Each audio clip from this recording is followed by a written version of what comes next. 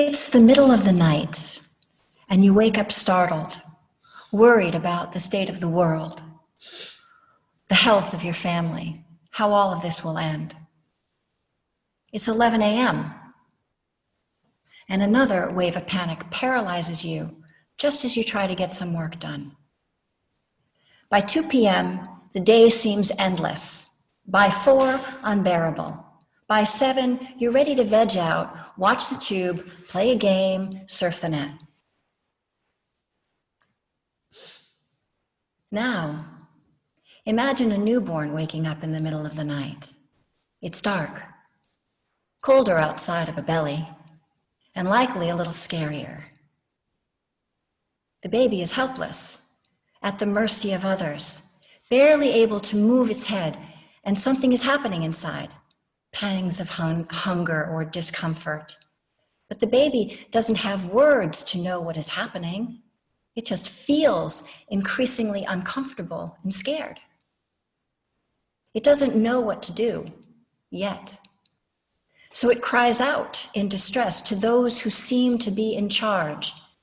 And as the moments that seem like hours pass, the cry grows a bit more desperate until the person who cares for them comes in. A familiar face, a smile, the sound of recognition of a name, the cooing and melodious sounds, the tending to basic needs, the smell of the skin, the warmth of the body, the sound of the heartbeat, the gentle rocking to and fro. All of these moves settle the baby into calm. The caretaker doesn't exactly know what is needed. They don't know one another. They are strangers, now engaged in learning each other's language of need and care. Is the baby hungry, wet, poopy? Did it have a bad dream? The caretaker tends to whatever the basic needs are and, if lucky, figures out how to soothe the infant, this particular infant, in this particular moment. There is no manual, only real-time experience and the recall of what has been seen and heard and learned from the past through modeling and through direct experience. Each of us has a particular way in which we want to be approached, considered, held, soothed.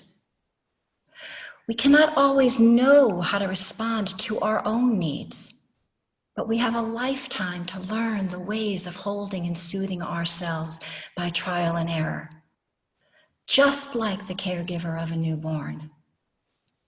We look, listen, feel, experiment with actions, words, tone, in movement, and discern what feels supportive. When I was on my long retreat, I had many encounters with fear, monotony, anger, aversion, free-floating anxiety, worry, regret, grief, doubt. I didn't know how to hold all of those emotions. But I knew and understood that holding and soothing featured large in the landscape of well-being. And as I explored within my practice, I played with the possibilities of how that might be done. I found that the idea of mother, not mine specifically, but a good enough mother or caretaker who learns the ways of tending to the needs of the newborn infant or the young child. I found this to be supportive for me when I felt scared and alone, as a beacon to finding my way back to center. This is indeed what we are doing within our practice. We are growing the arms of a benevolent presence that can hold what is being felt inside, how we are feeling right now. What emerged from my own exploration were coordinates that navigated me back to a steadier, calmer place. One might consider them to be a mantra or a pith instruction, if you will, for feeling into soothing. Since the actual experience of soothing varies from person to person, from moment to moment, using coordinates to guide allows you to meet yourself where you are. The handhold, the mantra, is this. Ground, breathe, calm, settle, soothe. Ground, breathe, calm, settle, soothe. This expression arose while I was on the cushion, and I found myself rocking to or fro with my hands over my heart, just like this. I found the need to gently bring attention to sensing the body touching the ground, like a ballast. It was assuring. I found the upper body swaying atop the lower body, rocking to and fro as if cradled in the arms, body to body, breath to breath. And tears streaming down my face for no reason and for so many. And the feeling of overwhelm was near. And there, right there, I imagined being held and soothed. Imagined what that would feel like if it were so. What sounds or what words or what images would evoke holding and being held. And the words like a touchstone came to me. The words of ground, breathe, calm, settle, soothe, because that is indeed what I was doing. That is indeed what I was doing.